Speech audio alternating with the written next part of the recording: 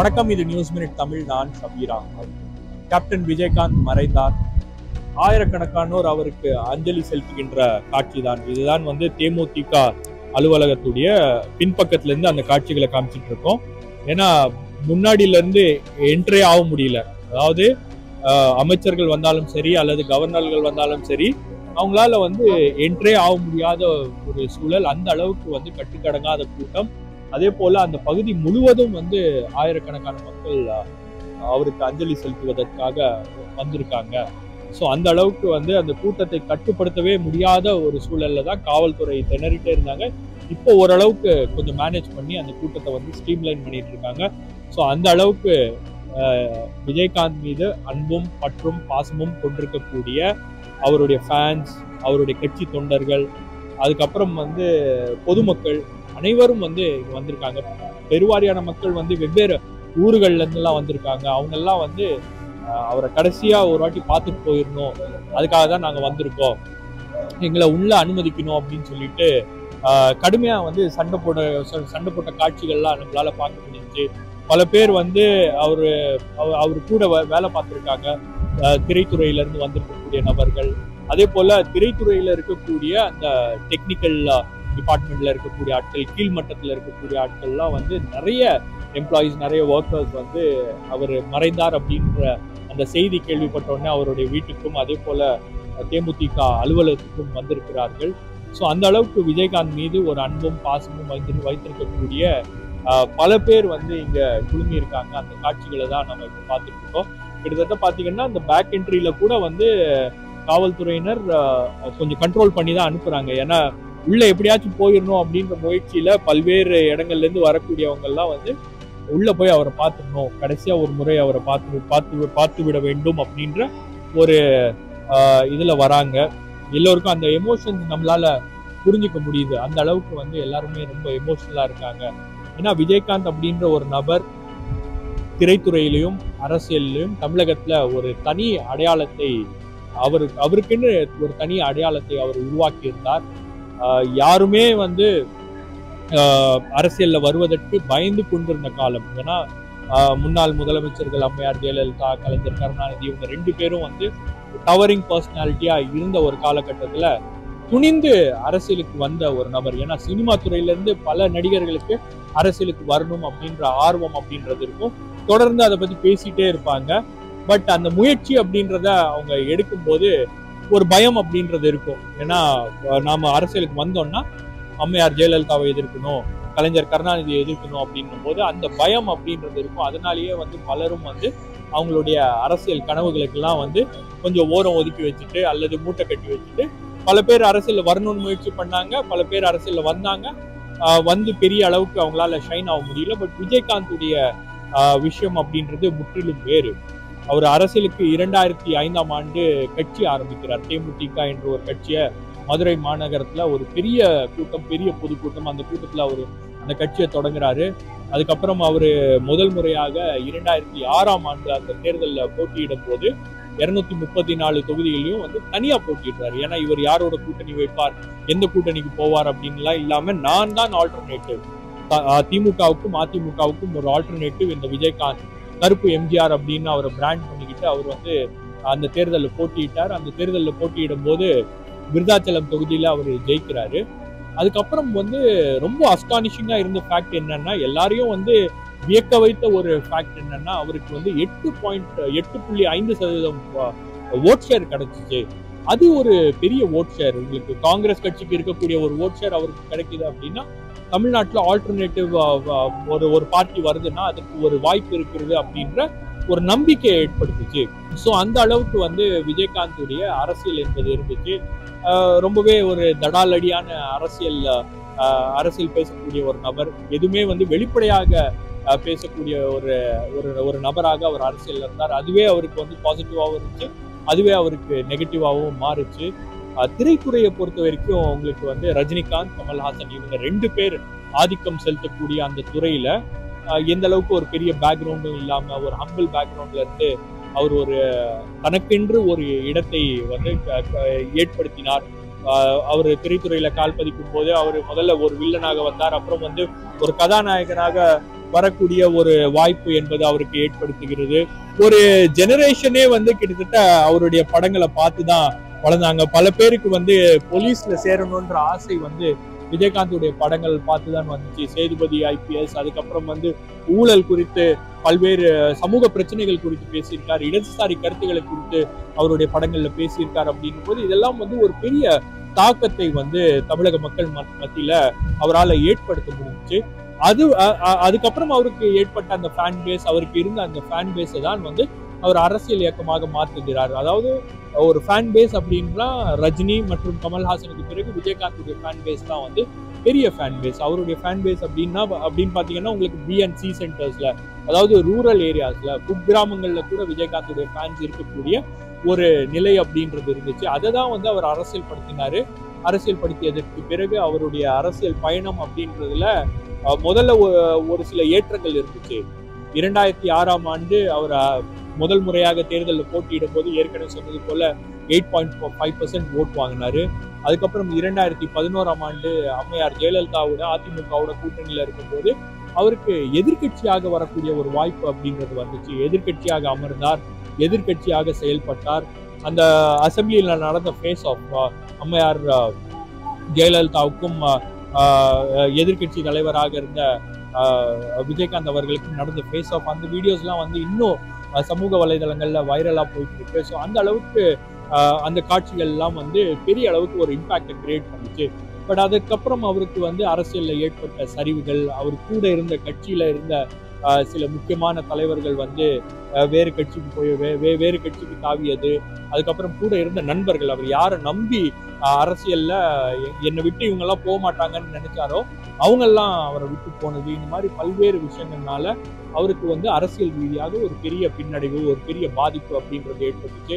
அதுக்கப்புறம் அவருக்கு உடல்நல கோளாறு, அந்த உடல்நல கோளாறை சரி செய்வதற்காக அவர் எடுத்த நடவடிக்கைகள், இந்த மாதிரி பல்வேறு விஷயங்கள் அவங்க பண்ணிட்டு இருக்கும் போதுதான் வந்து அவங்களால அப்புறம் ஹாஸ்பிட்டல்ல போனாரு, வெளிநாட்டுக்கு போனாரு. வெளிநாட்டுக்கு போய் அவர் வந்து ஹாஸ்பிட்டல்ல இருந்தாரு. அதுக்கப்புறம் மீண்டும் திரும்பி வந்தாரு. இந்த மாதிரி பல்வேறு பின்னடைவுகள் அவருக்கு வந்து அரசியல் ரீதியாகவும் உடல் ரீதியாகவும் ஏற்பட்டதன் விளைவு அவரால் ரொம்ப ஆக்டிவா இருக்க முடியல. அதுக்கப்புறம் தான் எப்போவாவது ஒரு வாட்டி தான் வந்து அவரு வெளியே வரக்கூடிய ஒரு சூழல் அப்படின்றது ஏற்பட்டுச்சு. அதுக்கப்புறம் கோவிட்-19 அவருக்கு கொரோனா பாதிப்பு ஏற்பட்டோடனே அதுவும் ஒரு பெரிய பின்னடைவாக அமைந்தது. தற்போது நடந்த அந்த பொதுக்குழு கூட்டத்துல விஜயகாந்த் வந்து அந்த காட்சிகள்லாம் பார்க்கும்போது எல்லாருக்கும் வந்து ரொம்பவே எமோஷனல் ஆயிட்டாங்க. ஏன்னா அந்த அளவுக்கு அவர் வந்து எப்படி இருந்த கம்பீரமாக இருந்த ஒரு நபர், எப்படி வந்து இருந்த ஒரு அரசியல் ஆளுமை இன்னைக்கு அவருடைய உடல்நிலை காரணமாக இப்படி இருக்காரு அப்படின்ற வருத்தங்கள்லாம் வந்து பல பேர் வந்து பகிர்ந்துக்கிட்டாங்க. குறிப்பா இப்போ கட்சியை பொறுத்த வரைக்கும் அதோடைய பொதுச் செயலாளர் பிரேமலதா அவர்கள் இருக்கிறார்.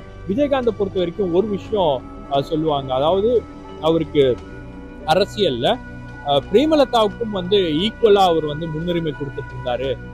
ஒரு பெண் என்ற அடிப்படையில வந்து அவங்க சில முக்கியமான முடிவுகள் எல்லாம் வந்து அரசியல் ரீதியாக எடுத்துட்டு இருந்தாங்க. அந்த முடிவுகள் சரியா தவறா அப்படின்றது வேற ஒரு டிபேட். பட் அந்த அளவுக்கு வந்து அவரு அவங்களை அலோ பண்ணாரு அப்படின்றாங்க. அதுவே வந்து விமர்சனத்துக்குள்ளாகவும் வந்து உட்பட்டுச்சு. ஏன்னா கட்சியில இருக்கக்கூடிய பல நபர்கள் அந்த விமர்சனத்தை வந்து முன் வச்சாங்க.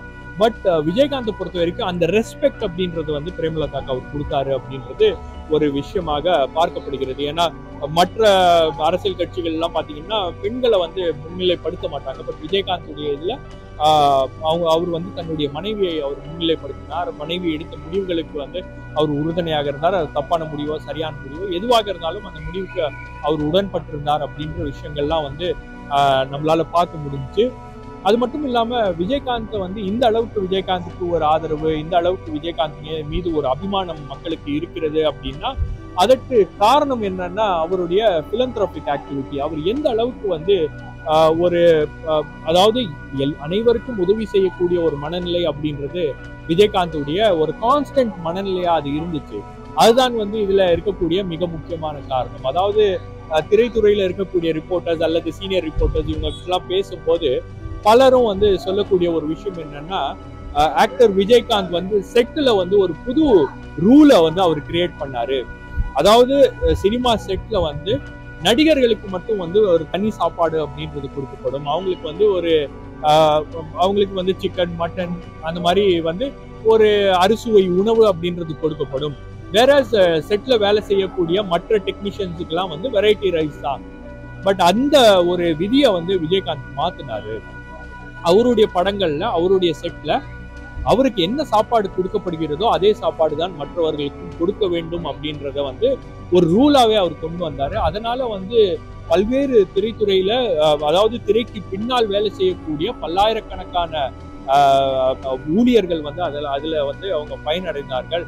அதாவது ஒரு ஆக்டருக்கு என்ன சாப்பாடு வருதோ அதே சாப்பாடு தான் வந்து மற்றவர்களுக்கும் வந்து கொடுக்கப்படும் அப்படின்னும் போது அது எவ்வளவு ஒரு பெரிய மாற்றம்.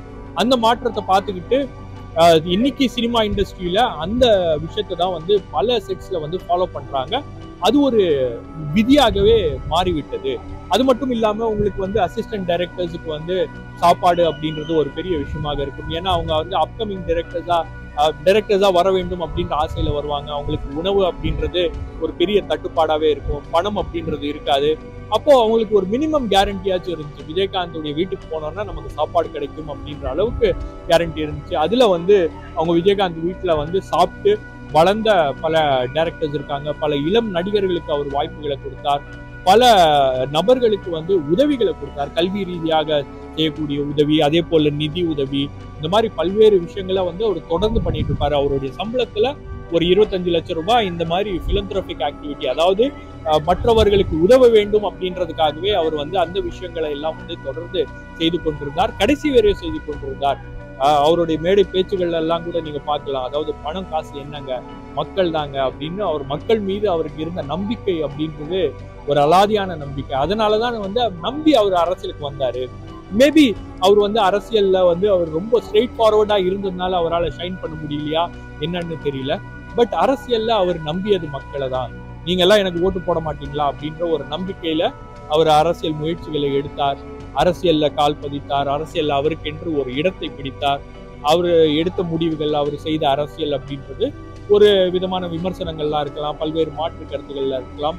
பட் விஜயகாந்த் அப்படின்ற ஒரு நபர் வந்து செய்திருக்கக்கூடிய ஒரு விஷயம் அப்படின்றது திரைத்துறையிலேயா இருக்கட்டும் அல்லது அரசியல் ரீதியாக இருக்கட்டும், அவர் வந்து ஒரு நீங்கா இடத்தை பிடித்திருக்கிறார் அப்படின்றத யாருக்கும் எந்த விதமான மாற்று கருத்தும் இருக்க முடியாது. அதனாலதான் வந்து இன்னைக்கும் வந்து மக்கள் அவர் மீது வைத்திருக்கக்கூடிய அந்த நம்பிக்கை, அந்த மக்கள் அவரை கடைசியாக அவரை பார்த்து விட வேண்டும் அப்படின்ற ஒரு காரணத்துக்காக அப்படியே நீங்க பாத்தீங்கன்னா இந்த விஜயகாந்துடைய மண்டபம் இருக்கக்கூடிய தெருக்கள்ல நீங்க எந்த பக்கத்துல பார்த்தாலும் மக்கள் வெள்ளமாகவே இருக்கிறது. மக்கள் வந்து வேற வழிகள்ல உள்ள வந்துட்டே இருக்காங்க. ஸோ அவங்களுக்கு அது ஒரு பெரிய விஷயமாக இருக்கிறது. நாம வந்து எப்படியாச்சும் அவரை கடைசி ஒரு தடவை பார்த்து விட வேண்டும் அப்படின்ற ஏக்கம், அப்படின்ற ஆசை அவருக்கு. பல பேர் வந்து அவர் ஆஃபீஸ்ல வேலை செஞ்சவங்க, அதே போல அவருடைய காலேஜ்ல வேலை செஞ்ச ஒர்க்கர்ஸ்லாம் நிறைய பேர் வெளியே நிற்கிறாங்க. அவங்கள பார்க்கும்போது ஐயா எங்களுக்கு இதை பண்ணீங்களே, நீங்க எங்களுக்கு இந்த உதவிகளை பண்ணீங்களே, இந்த உதவிகள்னாலதான் நாங்கெல்லாம் வாழ்ந்துட்டு இருக்கோம் அப்படின்ற அந்த குரல்கள் எல்லாம் வந்து நம்மளால கேட்க முடிஞ்சுச்சு. ஸோ அரசியல் ரீதியாக பாத்தீங்கன்னா அரசியலுக்கு அப்பாற்பட்டு விஜயகாந்துக்கு அனைத்து கட்சி தலைவர்களும் வந்து அவங்களுடைய கண்டோலன்சஸை தெரிவிச்சிருக்காங்க. அதே போல திரைத்துறையில இருக்கக்கூடிய நட்சத்திரங்கள் பல பேருக்கு இது வந்து ஒரு பர்சனல் லாஸாவே இருக்கு. இங்க வந்திருக்கக்கூடிய தேமுதிக கட்சிக்காரங்களுக்கும் அப்படிதான். அவங்களுக்கு அரசியல்ல ஒரு பெரிய ஆர்வம் ஏற்பட்டது அப்படின்றது விஜயகாந்த் வந்து எடுத்த அரசியல் முடிவுகள்னாலதான். விஜயகாந்தோடைய ஃபேன் கிளப் அவர் வந்து அரசியல் கட்சியாக மாத்தினாரு. அவருடைய ஃபேன் கிளப்ல இருந்தவங்க எல்லாம் பாத்தீங்கன்னா டெய்லி வேஜ் லேபரர்ஸ், கார்பெண்டர்ஸ், அப்புறம் வந்து பஞ்சர் கடை வச்சிருக்கிறவங்க, இப்ப எக்மோருடைய எம்எல்ஏவாக இருந்த நல்ல தம்பி, அவரெல்லாம் வந்து ஒரு ரொம்ப சாதாரண பேக்ரவுண்ட்ல இருந்து வந்தவர். அவரை வந்து எம்எல்ஏவாக்கி அழகு பார்த்த ஒரு விஷயம் எல்லாம் வந்து விஜயகாந்துடைய கட்சியில நடந்துச்சு அப்படின்னும் போது அந்த குட்வில் அப்படின்றது தான் வந்து விஜயகாந்துக்கு இங்கு அதிகமாக இருக்கிறது. அதனாலதான் பல்லாயிரக்கணக்கான பேர் வந்து விஜயகாந்தை ஒரு முறை கடைசியாக பார்த்து விட வேண்டும் அப்படின்னு வராங்க. நமக்கே வந்து ஒரு பெரிய அளவுக்கு அந்த ரியாக்ஷன்ஸ் எல்லாம் பார்க்கும்போது விஜயகாந்த் வந்து செய்திருக்கக்கூடிய விஷயங்கள், அவரை ஏன் மக்கள் வந்து விரும்புகிறார்கள், அரசியல் ரீதியாக அவர் வந்தா கூட அரசியலுக்கு அப்பாற்பட்டு கூட மக்கள் அவரை விரும்புகிறார்கள் அப்படின்னா ஏதோ ஒரு வகையில அவரோட பர்சனலா மக்கள் அட்டாச் ஆயிருக்காங்க. இதை ஒரு பர்சனல் லாஸாவே பல பேர் பார்க்கிறாங்க.